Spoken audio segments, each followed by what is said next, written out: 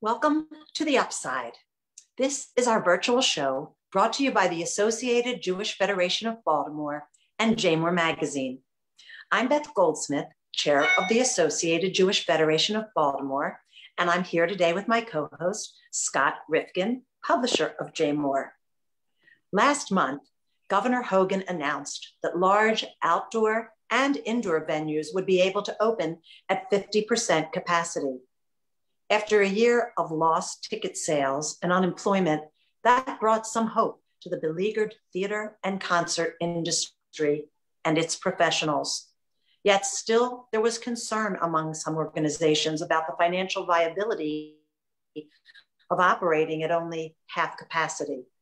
Today, we talk with 3 Baltimore arts and concert venues about what the future holds, including their reopening plans and what concert and theater lovers can expect this summer and into the fall. Scott, please introduce our guests.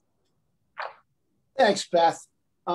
Today, we're excited to welcome Sara Shalva, the Chief Arts Officer at the JCC Gordon Center, Gene Parker, General Manager of Merriweather Post Pavilion, and Vincent Lancisi. And Vincent, I think I got that pronunciation right, so you gotta let me know if I did, who's the founder and artistic director of Everyman Theatre.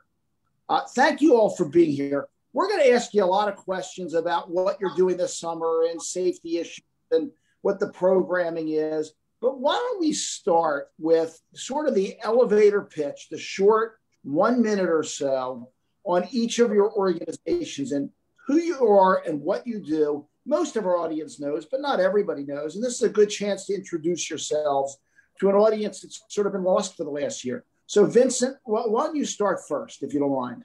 Sure, my pleasure. My name is Vincent Lancisi. I'm the founder and artistic director here at Everyman Theatre. I say here at Everyman Theatre because I actually am here today, which is a joy. Downstairs, we are actually teching in a production with incredible safety protocols. Everybody's masked. We have special filters for the air. You know, we are testing every other day. But Vincent, we're going to get to all that. Tell us about Everyman Theatre. I promise we're going to get to the safety issues. But give us a minute on Everyman Theatre and its mission. Sure. Everyman Theatre is a professional theater company with a resident company of artists from the Baltimore, Washington area. We do a wide range of plays from the classics to contemporary in scope at affordable prices for the people of Baltimore. Very good. Gene, if you would do the same about Merriweather. Hi, good afternoon, and thank you, Scott, and thank you, Beth. Gene Parker, Merriweather Post Pavilion. Merriweather has been here in the new city of Columbia, I guess. You know, it was built and founded by James Rouse back in 1967. I have been at Merriweather since 1977. I am the general manager here of the venue, homegrown Baltimore person. And Merriweather, what we do is we try to offer something for everyone. We are a for-profit entity, hopefully, but we have not been for-profit at all in the last year. In fact, we've been anything but. Most of the shows that we do here, like I said, you know, we offer something for everyone. We are owned by a nonprofit, however, called the Downtown Columbia Arts and Culture Commission. So between what we do and what the DAC does, we do try to provide something for everyone. They focus more on the arts types of presentations, and we here at Merriweather focus more on the contemporary music. Very good. Thank you. Thank you. Sara, give us your minute or so. Scott and Beth, Vince, Gene, it's so lovely to be here with all of you. I am the Chief Arts Officer at the JCC, which means I oversee the Center for Arts and Culture, including the Gordon Center for Performing Arts. The mission of JCC is, inspired by Jewish values, we create meaningful experiences and opportunities to enrich, connect, and celebrate a vibrant Jewish community. So I want to say one word about the Gordon Center for Performing Arts and our dual identity, because we are both a place where deep Jewish wisdom at the intersection of arts and culture exists, as well as a really sophisticated arts, performing arts center for the broader community with secular programs that include film, live music, literature, all kinds of stuff like that. Was that short enough, Scott? Is that good? I think that was great, Sarah. Thank you. And I love the energy. This is great. Okay. So Beth, you want to lead off with the first question or you want me to? Well, no, that was the first question. So I'll jump in and well, I mean, asking them all to introduce themselves. And it was a great one, Scott, because it was great. Sarah, so great to see you. Jean, so nice to meet you. Vinny, I miss you. Me too, me too. So this is really exciting for me. And Jean, I will only say, I was actually at Merriweather before you were, when lawn seats were better than pay-for seats. Back when I was still in high school in my early college years, I've seen some of the greatest performers ever sitting practically on the stage because those sides used to be the lawn where the lawn seats were when Merriweather first opened. Anyway, clearly it's been a rough year for all of you and for what you do. So talk to us about your plans to reopen. Now I'm going to start. I'll just go down the line on my pictures, which is Jean, you're first. Great. So thank you, Beth. And I think you summed it up with one word in your opening comments, which was, our beleaguered industry, because live music, it has been very, very tough. In terms of where we are going, first off, we are hoping to still bridge the gap of having negative revenue. If anybody can have negative revenue, we all did it this year. The live music industry throughout the country was definitely a testament to that.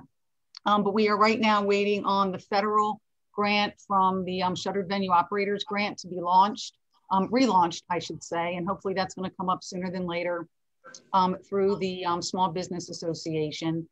The NIVA, which is the National Independent Venues Association, they did a Herculean effort in moving major mountains, lobbying to get the $16 billion in funding for our industry nationwide. So fingers crossed that that goes off without a glitch, and there will be some real money coming to assist us as we are planning to reopen. We actually have a show on sale, a new show on sale for 2021. Prior to this new show, which will be going on sale. There's some pre-sales going on right now, but our first new on sale for 2021 is Thomas Rhett with Cole Swindell and Gabby Barrett, which is a country show, which will be here Thursday, October 7th. So you can go to Ticketmaster.com to get those tickets. So we're really super excited about that.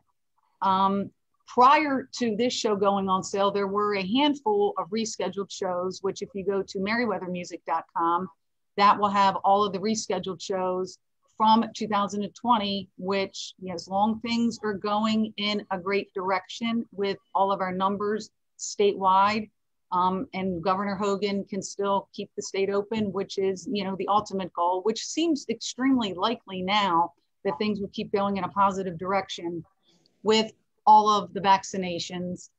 People, I think it's like up to 3 million a day, even with the pausing of the J&J vaccine. So we are looking super forward to that.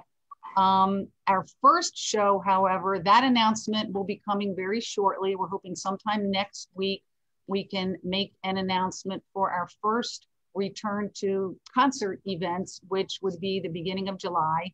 So won't give any more details, but just stay tuned to local media, all of the social media too. And we will be having some really fun announcements coming up, much, much sooner than later. And the rest of our schedule, like I said, is on merriweathermusic.com. We're looking at Rod Stewart, Luke Bryan, Dave Matthews date, Wilco and Sleater Kinney, Alanis Morissette, Daryl Hall and John Oates, Pet Shop Boys, and there are a large amount of holds. We have a very robust schedule, and once things it's very fluid right now, but once things form a little bit more, our hope is to release those shows too. Being outdoors is a very positive thing, outdoors, the sunshine. And I think in general, like our area here in Maryland is pretty respectful. I have not been in other states really since COVID happened, and staying right here at home. But unlike Vince, I have been there, Vinny, I have been coming to the office pretty much every day. Nobody else has, but me and our operations manager, we've been here, every day taking all the safety protocols. But what I'm hearing for people that have been traveling is other states, they're not wearing masks, they're not doing social distancing. Here, it seems like people are very respectful. And, when you go to the grocery store, even if the grocery stores don't have their arrows anymore, people are still wearing their mask, and they are maintaining and abiding by social distancing pretty much as a lifestyle. So, we will continue to incorporate all of that. And once it's safe not to do so, we will be bringing back, the mass gatherings like we do. And we are a business of mass gatherings. So our goal is to be open soon at full capacity with no social distancing, as long as things keep going in a great direction. Fabulous, fabulous. Sarah, let me jump in with you, because I know, even though the Gordon Center is thought of as an indoor facility, I know you guys really created some change during this pandemic. So tell us everything exciting about reopening or what you've been doing. Okay, thank you so much, Beth. And Jean, that was such a thorough summary of what's going on in the industry, in the entertainment venue industry. So I really appreciate all of the detail that you provided. Here's what I would say about the Gordon Center. When we closed on March 16th, we were one venue, right? Within a month and a half, maybe it was 6 months, we became 3 venues. So we opened the virtual J, right? We moved the William and Irene Family Baltimore Jewish Film Festival. We moved it completely online last year. We're in the middle of the film festival this year. We have 7 films to go. I'll circle back around to that. But we have a full virtual program, which is attracting hundreds of people, thousands of people. It's amazing. We're in partnership with a bunch of JCCs. I'll come back to the virtual J in a minute. We opened the Gordon Outdoors. The Gordon Outdoors is an outdoor entertainment venue. Some people might call it a drive-in, which, okay, yes, you drive in your car. You do that. And we have medical scanners taking your temperature. We have people asking you questions. And then you come in, and we have a concession stand. But the Gordon Outdoors is more than just a drive-in, because we are, as you all know, like, screens have been transformed during this pandemic. And so it's not just movies that we have on the screen. We're partnering with Ballet Theatre of Maryland. We're showing The Little Mermaid. We're doing all kinds of things at the Gordon Outdoors, which you can check out at gordoncenter.com. And then so virtual, Gordon Outdoors, and then Gordon Indoors. So for the Gordon Indoors, as you all know, we have a 550-seat theater with a Gordon season that has like 50 to 60 events over the course of from like September through July. And those events are live music, film, like I said, literature, all that stuff happens in the Gordon Indoors. We've made a decision at this point based on sort of our budget and the uncertainty of the future to keep the Gordon Indoors closed until January. So we're in the midst of a bunch of contract negotiations with different live music performers, like, old friends and new faces that we are hoping to welcome to the Gordon in January. But because we have these 2 other venues, the virtual Gordon and the Gordon Outdoors, we're sort of focusing on those right now. We really think that outdoor entertainment venues are at least at the capacity where we are. We're talking about 180 cars. It's nowhere near Merriweather size. But we think we can do it masked. We think we can do it safely. We have a whole range of different kinds of performances that are happening. And then so let me circle back around really fast about virtual. Here's what I want to say. We are hosting the first Queer Jewish Arts Festival, which is an event that's going to be at the Gordon Outdoors and virtual. 6 events, first 2 weeks in June. We can't really have the Pride Parade this year, right? So like part of the effort of the Queer Jewish Arts Festival is to really amplify and elevate the voices of queer Jewish artists, also Jews of color. So that's happening at the Gordon Center. We have, the Gordon Outdoors and the virtual J. We're showing the Broadway production of Indecent, which is this amazing show. Secret, I haven't seen it yet, but I've heard it's an amazing show. and it's based on this Yiddish play called God of Vengeance that was like very sexy and shut down. So that's what Indecent is based on. It was written by Paula Vogel, who's a playwright in the early 2000s. Okay. Then we have a bunch of other events that are part of the Queer Jewish Arts Festival. That's like one piece of our programming that's virtual. A second piece of virtual programming is literary. Right now, we know for sure we're hosting Jennifer Weiner. I think that's how you say her name. She was like, she wrote In Her Shoes, Good in Bed, kind of, she does not like to be referred to as a chick lit author. So she is an author with mostly a primary female audience.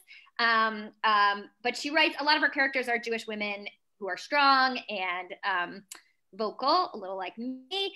Okay, and then Daniel Silva we have in July, who comes like, again, all virtual. And then finally, at the J, we really see ourselves as a platform for the entire Jewish community to sort of serve as like the public square. So we've been developing a partnership with the Jews of Color Mishpacha Project, which is homegrown in Baltimore, and is an effort to gather nationally Jews of color and to celebrate Shabbat together. So that's also happening virtually with the JCC. Awesome. Vinny, jump in. Tell us what's happening. I'm a little dizzy. That's amazing. You guys are doing so much. I have to say, it's been the year of the pivot, right? For all of us. We've been busier this year than we would have been if we were producing in an odd way. So we're going to welcome people back into our indoor theater. We can't wait for this day. It's going to be with a play called Steel Magnolias, which many of you know. If you don't know the play, you know the famous film. And it's just the perfect way to come back and celebrate theater. And that's going to open on August 11th live, and it'll play for a month. But before then, we're one of the first Lort theaters, actually, to be able to get permission from all the unions to deliver all of our plays to film. And so there'll be 3 openings, 3 plays streaming into the living rooms of our patrons between now and August. So we will have delivered the whole 2020-21 season to our patrons remotely.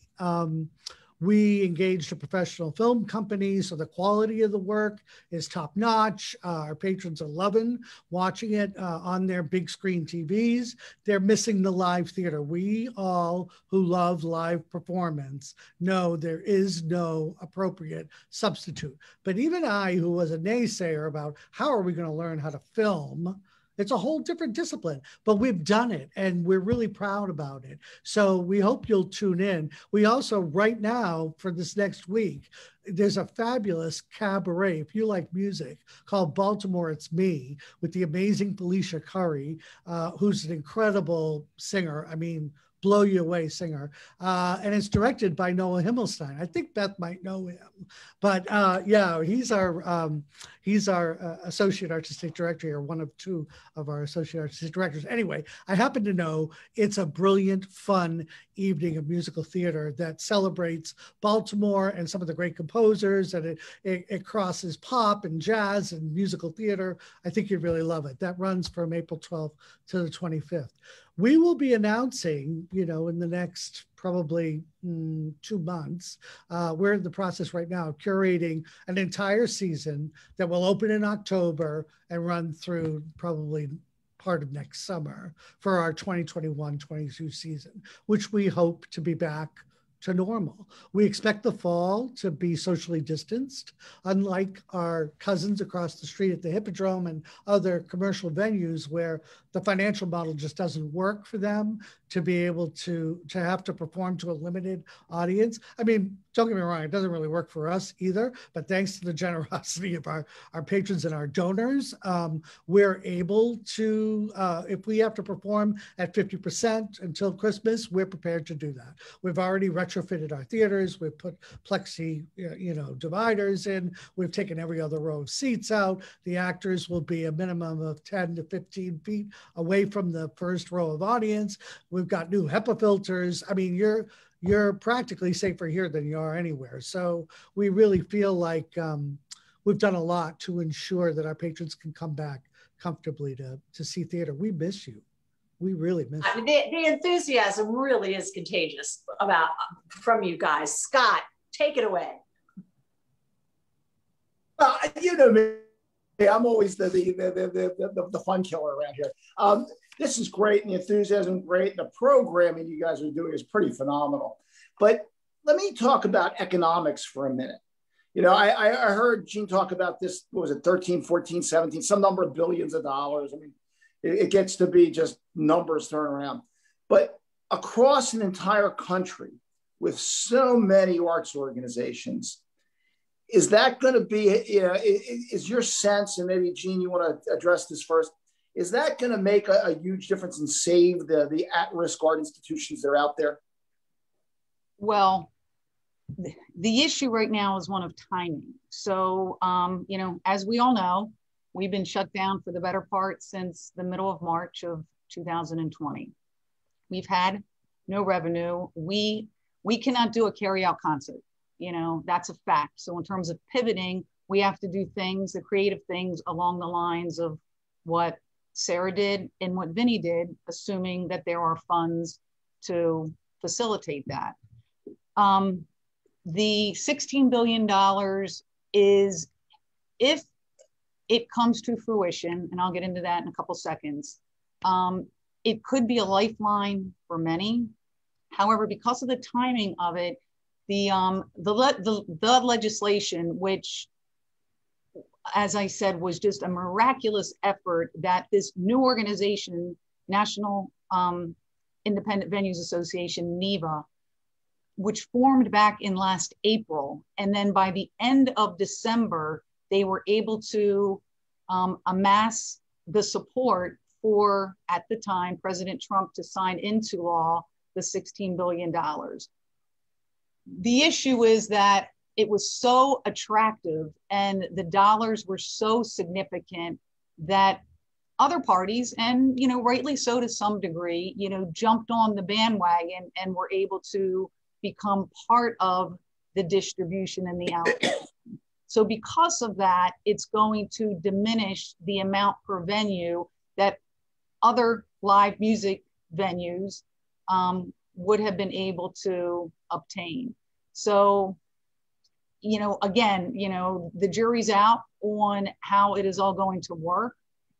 There are a lot more entities which need to be funded, which was not the intention originally, but obviously they are legitimate businesses which do need help, you know, so like you have this credit card, I guess, at the federal government, and they just needed to add even more than the 16 billion that they gave.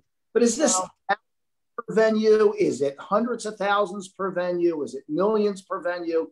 What kind of numbers are we talking about? Okay, well, if you go and you read the law, if you go and you read the legislation, it was up to a max of $10 million per venue if they qualified. It was a formula, which I should know it off the top of my head, but what it did was it compensated 45% of what gross earned revenue. Yeah. Yeah, from 2000, earned revenue from 2019 that you lost. So, but, you know, it's going to run out. There's not enough money. Correct. Yeah. And there are tiers as to how you can get to it based on the size of your entity and well, how much you lost. So like those who lost 90% year over year from 2019 to 2020 are in the first batch. And it's you know, a lot of it will be, you know, how quickly the SBA can process the application. So once it relaunches, once you submit your application, you know, I think a lot of people who got PPP saw that funding happened pretty quickly once they figured it all out. But the difference between this and the difference between the PPP allocation is PPP was being done, you know, throughout the individual states at individual banks. This is all being done single-handedly by the Small Business Association. So it's a lot for them to take on. And I know that they're also processing, I think, a restaurant funding too, which is of significant dollars also. So what's different about the shuttered venue, in addition to all that, is that it's a grant program. It's not a loan. And so the SBA has no background in creating grants. So they opened the portal for everybody to apply, and it shut down within an hour, and they realized that they weren't ready, and they're still scrambling. So if this takes a long time for them to figure out and make sure all the checks and balances are in place, organizations may not get to reopen. Exactly. And it's like, I think that the last number I saw, and I'm not sure what you saw, Vinny, was they were looking at maybe upwards of 40,000 applications. And I know NEVA as an entity who was the catalyst for this legislation and all the lobbying efforts down in DC, like their organization is around 3,500. So we even ramped that up to 5,000 or so. 40,000 is a lot more than 5,000 or so, so you can do the math and figure it out from there. But it expanded to movie theaters, museums. I mean, the group that became eligible was a huge balloon, and the number of money allocated it went up 2 billion out of. Sarah, I think you were just trying to weigh in on this, were you? Yeah, I just wanted to give a shout out to state and county government, because I do think that Governor Larry Hogan has been such a supporter of the arts, and there's been an entertainment venue grant that we were able to, and I want to say for the Gordon Center for Performing Arts and the JCC to receive an emergency relief grant felt so appreciated. We see ourselves as the premier community theater in Baltimore County, and to get a grant for $484,000 from the state of Maryland felt like they were acknowledging the contribution and impact that we've made to the community up until now for the last 25 years. And so I just want to thank Governor Hogan, but also, Councilperson Shelley Heddleman, who really advocated for our eligibility. And then within the county, Johnny O and Julian Jones, we really have been building relationships with county and state, because I think that for us, the Gordon Center is for the entire community. It is very important that we have deep Jewish content, but that we also have concerts and fun events that are for everyone. And so, and then just to circle back to the venue operating grant, those organizations, we are an arts program of a larger organization, right? The JCC is our umbrella organization. So we are, fortunately or unfortunately, we've been able to take advantage of the first PPP and the second PPP. And because of that, it doesn't make a lot of sense for us, the way that the law was written, it doesn't make a lot of sense for us to apply for a shuttered venue operators grant, which I think is so, how could we have known? And would that grant anyway, it might be that in fact the second PPP loan gives us access to more cash, which is really what we need right now to be able to sustain ourselves. But I will say that, for the JCC early on in the pandemic, we, as many of you know, furloughed and let go of a lot of staff and just went through a very, very difficult period because we were thinking that this might last a lot longer than we would have thought. And so we're still in that place of uncertainty, but we are so hopeful. We're manifesting our optimism. So let me jump back in and talk a little more about arts than dollars. I know that's an art as well. How about the acts, performers? I mean, whether, Benny, I know you do have many people in your own local company and also bring in actors. And Jean, for you, who rely on bringing talent, are people traveling? Are acts returning? Or is there reticence? Are you having trouble attracting acts, I guess is the bigger question, or is everyone just chomping at the bit to be hired and back on the road? I think there's a lot of artists that are, I think everybody wants to get back, but for us talking about Merriweather specifically, there are some artists which have pushed their tours to 2022. And, our business is unique in the sense that, unlike restaurants, they aren't reliant on the restaurant across the street to be open. In fact, they might prefer that restaurant across the street not to be open. We are codependent on other cities to be open, because then tours can effectively be routed and leapfrogged from city to city to city. So until, do you say all? Do you say most? Do you say the majority, of cities become open, the touring industry as we know it, as we knew it, won't fully have rebounded. We are taking steps now here in Maryland, thanks to Governor Hogan, to be open this summer. And, kind of like, in addition to what Sara said, here locally, County Executive Ball was very helpful, to the arts. He was able to help fund, give us a little bit of a Band-Aid, Toby's Dinner Theater, a little bit of a Band-Aid, and a couple other, well-recognized facilities here in Howard County. And being part of the Maryland Entertainment Industry Association, which was an organization formed here in Maryland as an offshoot of what NEVA did nationally. As Sara indicated, yes, the state of Maryland under Governor Hogan's guidance has funded, and we're not done yet, $40 million to live music entities. There was 30 million, which was distributed, I think, back in March. And there's another 10 million where all of our applications were due a couple weeks ago. And that is pending distribution and allocation right now. So, hats off to Governor Hogan, and also Senator Ben Cardin. He needed to weigh in heavily on, at the time, it was the Save Our Stages Act, and it then morphed into the Shuttered Venue Operators Grant, and he did that, and that was, that will be a lifesaver for many. Unfortunately, due to the timing, as Scott was alluding to, there are a lot of our, sister and brother venues which are going under daily. And it is very, very sad, but, the time is of the essence right now, and opening up that application portal can't come soon enough.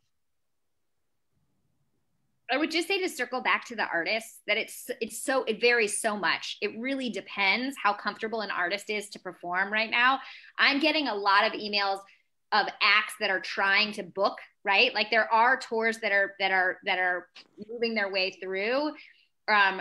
But artists, some of our favorite artists, when we contact them to try and schedule them, are just not comfortable performing yet. They ask about our safety procedures and about our capacity and we're not planning on opening until we're 100% capacity, because it doesn't really work financially for us. And so, indoors I'm talking about. And so just like you might have in your network of family and friends a range of opinions about what's safe and what's not safe. I just got off the phone with my mom yelling at me about wanting to fly. So, like, it's people, even fully vaccinated, right? Even fully vaccinated people are find themselves in a range of opinions about what feels safe. And there's facts and then there's feelings. And some of those, it's sometimes hard to know where the audience is and when the audience will feel comfortable coming back.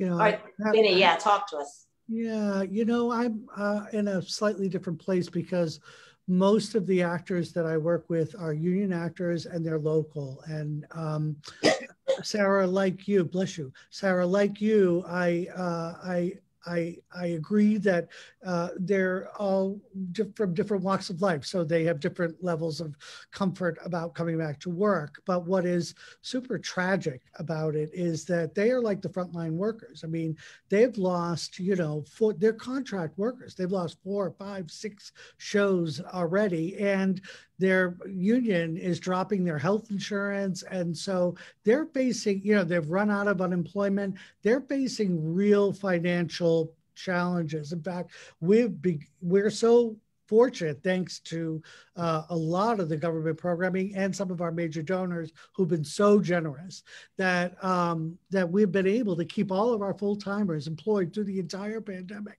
and our permanent part-timers, which is, I can't say that for any other theater I know in this region. I'm sure there are some, but at the same time, the actors, the stage managers, the stage hands and electricians, and all of them have been, they've really been struggling. So we've been starting to try to find ways to provide some COVID relief funding directly to them.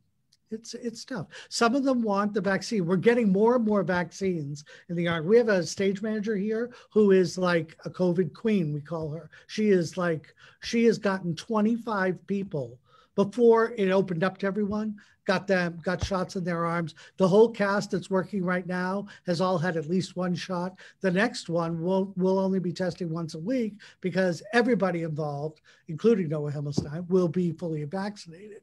So that's we see light at the end of the tunnel, and more actors really wanting to come back to work. So I'll just say, Scott, before I turn it back over to you, for full disclosure, Noah Himmelstein, the wonderful, not only associate artistic director at Everyman Theatre, but director par excellence in New York City, is my nephew. He is the son of my brother and fabulous sister-in-law, Ken and Ellen Himmelstein. So couldn't be prouder. So Scott, what would you like to ask? Well, I was going to ask you what the connection was, because you and Vincent had this inside thing going on that one. So no, that's great. And I'm glad to hear of his success. That's wonderful. Why don't each of you, this has really been helpful. And I think there's this huge pent up demand. I mentioned that earlier. For any kind of entertainment. I was trying to book, you see my little elephants in the background. I was trying to book a group from the Maryland Zoo to go to Africa in 22, and everything's booked. Everything's booked. The camps are full. There is so much pent up demand, and I can't imagine that once you've got the freedom to really welcome the public back, that your events are just going to be packed. I would think, and that's always good news. And yeah. No, I really think that's the case. Folks really want to, this year has made us understand the value of being part of a society versus being individuals living on our own in our own little pods. But talk a minute about something you want to promote. You've got stuff in the works, and each of you has done a little bit, but give the particulars, how people get tickets, what the event is. Let's take a minute, and you're going to get a couple of thousand people seeing this. Promote some of the stuff you're working on. Maybe Sarah first. How says that? Okay. So as I mentioned before, we're in the middle of the Baltimore Jewish Film Festival. We have 7 films to go. You can still buy a mini subscription, which runs at about $60. Those are available at gordoncenter.com, and that allows you to choose 5 of the 7 films left. The Gordon Outdoors, we're going to open the schedule soon. It's $20 per car, except for some events that are less. As I said, we're hosting Ballet Theatre of Maryland for The Little Mermaid. That's happening on May 22nd. We have Indecent. Wait. Do I get a milkshake? Wait a minute, Sarah. If I'm going to go to a drive-in, do I get a milkshake and a burger too? Okay, so first of all, milkshake and burger, it would have to be a Beyond Burger, or the milkshake would have to be almond milk based. But yes, we're going to figure out the food trucks. We're not there yet. We have concession stand. We have delicious popcorn and sour straws, which are my favorite, at the concession stand. And like every time I go to the drive-in, which obviously is very frequently, I'm bringing a child with me that demands peanut M&Ms or Twizzlers or any of those delicious movie treats. We have those.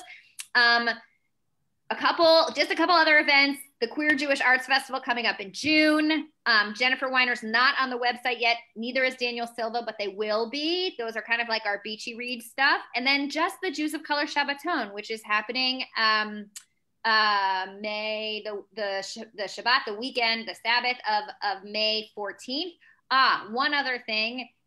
There is a another event on May 9th with the Jews of color in the Baltimore area called, it's May 9th, it's on our website. It is called Jewish Communal Institutions. This is what we want you to know. It's another event that happened in the fall that was quite popular. And so we're excited to host that.